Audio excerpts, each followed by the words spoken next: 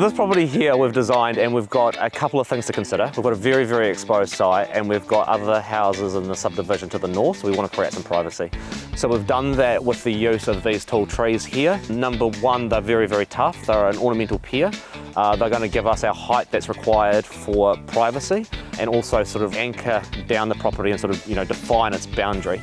And then within a garden space, it's really important to get that layered effect. Well, that's one of the design principles that we sort of take into consideration. And we've done it here with the hydrangea limelight at the back of the garden, and that frames the entirety of the garden. And then in that middle row, we've got evergreen structure. So we've got the use of the rhododendron and the Viburnum davidi. So they will grow up. The rhododendron will sort of get to about 1.5 to 1.8 metres tall and hold that structure year round with the spring flower.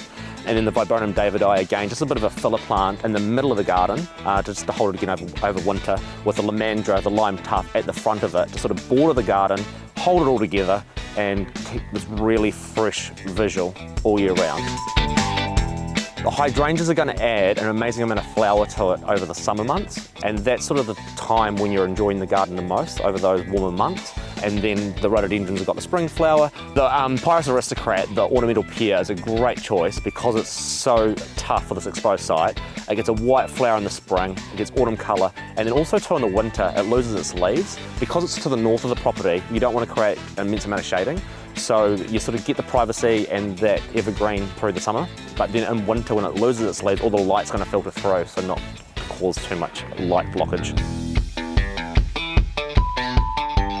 This garden here we've designed, and it's for a new build, and it's been implemented in stages. The benefit of having that plan means that you can do it in sections and do it in stages, and then you end up with the intended outcome. So here we've utilised the advantage of the autumn to get the first phase done, and then while the rest of the construction happens with decks and paths and patios, in the spring or summer, the rest of the garden can be implemented.